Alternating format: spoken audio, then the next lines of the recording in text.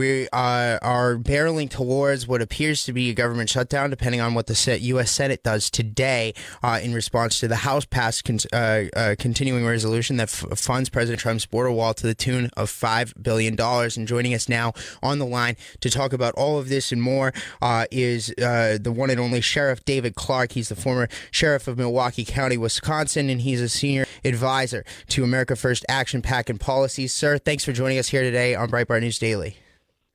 Oh, it's my pleasure, and hello to your listeners. So, Sheriff Clarke, obviously last night the U.S. House of Representatives passed by a strong majority a continuing resolution that fully funds the government until February 8th and funds President Trump's border wall to the tune of $5 billion. Nancy Pelosi said it couldn't be done. It was done. What are your thoughts on the House passed bill last night? Yeah, and it looks like Chuck Schumer doing his happy dance was a little premature. Look, I was a little disappointed that some very prominent President Trump supporters had jumped off the bandwagon when Ryan and McConnell had handed him a CR with no wall funding in it. He told them that he wasn't going to sign. He said this the last time they handed him that craptacular omnibus bill with all that spending with no border security funding in it. So he already gave them advance warning. Now, the people who got upset with Trump, and I'm talking about the people on our side, the conservative side, apparently don't know how our government works. The president needs Congress to act in order to get things done. He needed Congress and still needs Congress to appropriate funding for this wall. But now this thing is right where it needs to be. It's up to Mitch McConnell to strong-arm some Republicans. He has the Republican votes.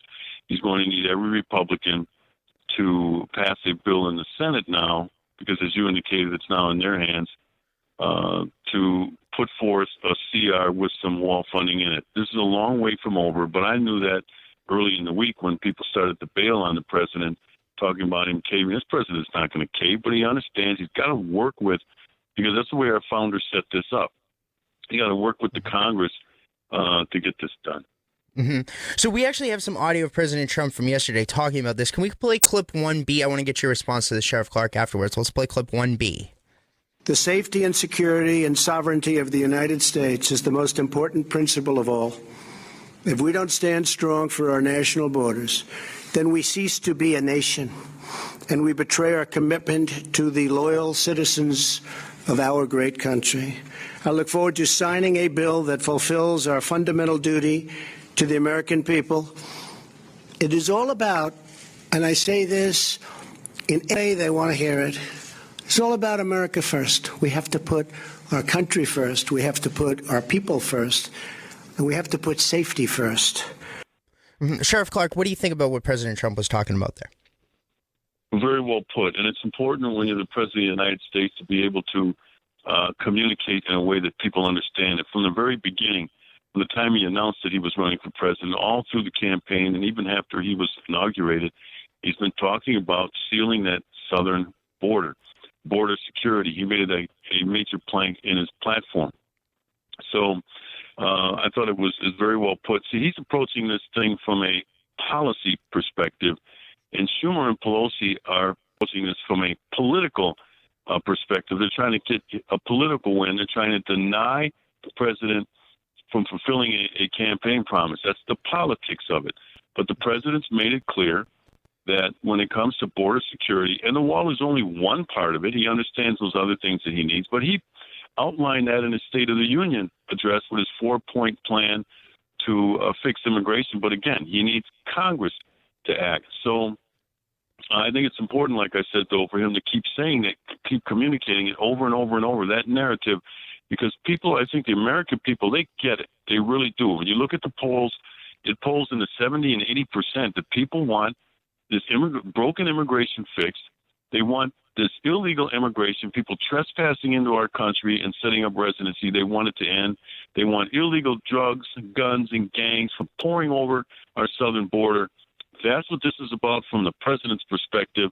But Pelosi and Schumer want to play politics.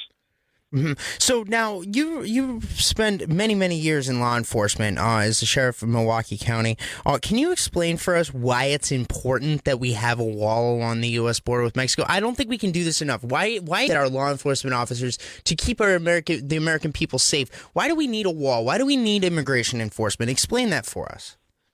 Well, it's a number of reasons here, but some of the major ones are there's some domestic and national security issues, and that's where law enforcement comes in. And local law enforcement has to count on the Border Patrol, has to count on ICE to do their job at the federal level with their jurisdiction in order to help at the local level. Local law enforcement is dealing with an influx of criminals into the country, MS-13, and they're not the only ones, but MS-13 and others who are wreaking havoc on American citizens.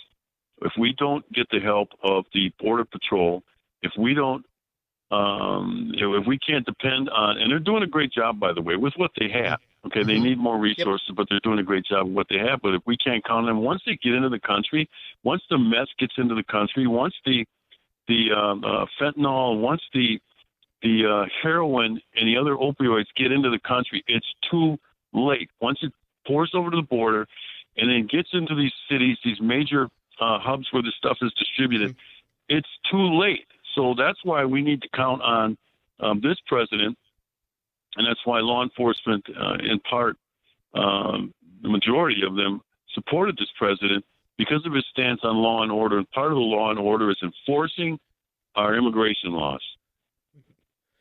So now we know, as you mentioned a minute ago, that Chuck Schumer and Nancy Pelosi are playing politics with this when they should be approaching it from a policy perspective.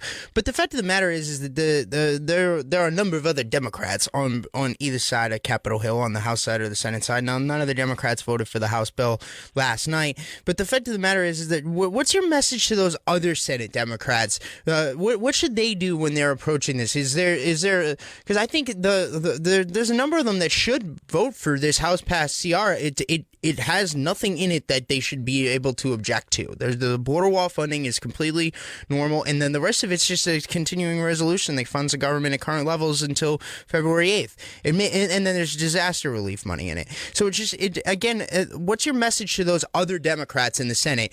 Should they break from Schumer and side with the president and the American people on border security? Well, sure they should, but like we've been talking about, this is in the political realm now, and the Democrats, they've shown resolve. They stick together.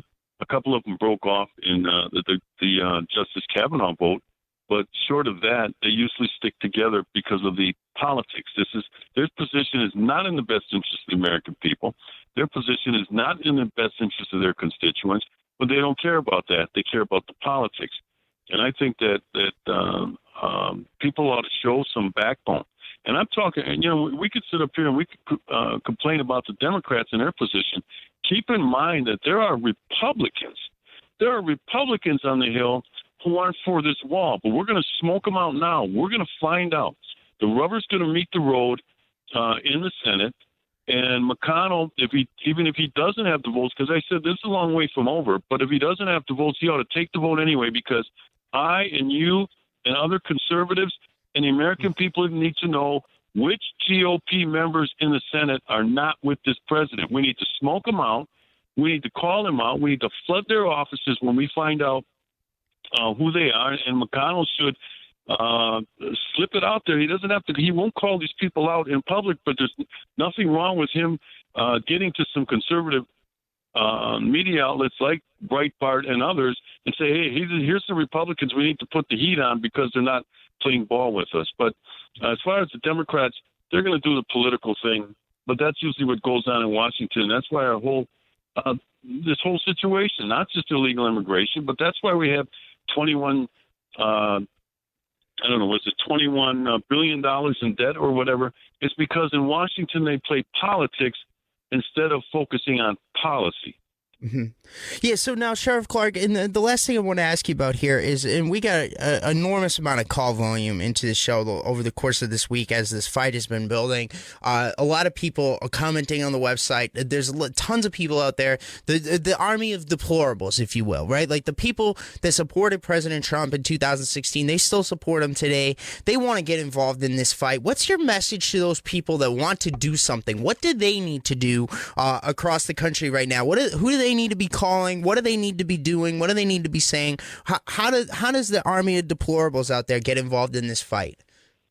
Well, first of all, right now, what's important, job one is getting this wall funding in this continuing resolution. So they need to flood their elected officials' offices with emails, with phone calls. That stuff matters. I'm telling you right now, I've talked to people on the Hill, and one of the things that stood out is many of us said, you know what, we rarely hear from people back home. You know what that tells me? They're not worried about what the folks at ground level, what the folks back home are thinking. And they react to public pressure. So that's the first thing they can do. The other thing they can do is stay with this president, darn it. Help him fight, help him push.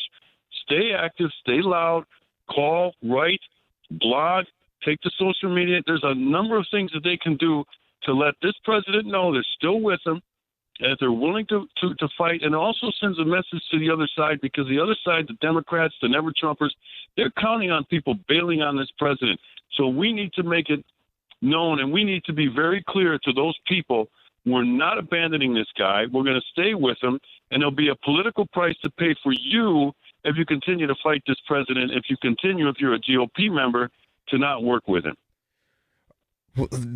Well said, sir. That's a mission for the deplorables. They got a mission now from Sheriff Clarke. As always, sir, a pleasure. Thanks for joining us here on Breitbart News Daily. Where can people go to learn more about you and get involved in America First if they so choose? Well, first of all, my own website, americasheriff.com. Everything I say, everything I write, all my interviews, I do a lot of writing, op-eds, so on and so forth. They can go to one-stop shopping at americasheriff.com. If you follow me on Twitter, you can follow it from americasheriff.com. You don't have to go around finding me on Facebook and these other sites, americasheriff.com. All right. Well, that's Sheriff David Clarke. Sir, thank you. Always a pleasure. Thanks for joining us here on Breitbart News Daily. My pleasure. Merry Christmas to all your listeners.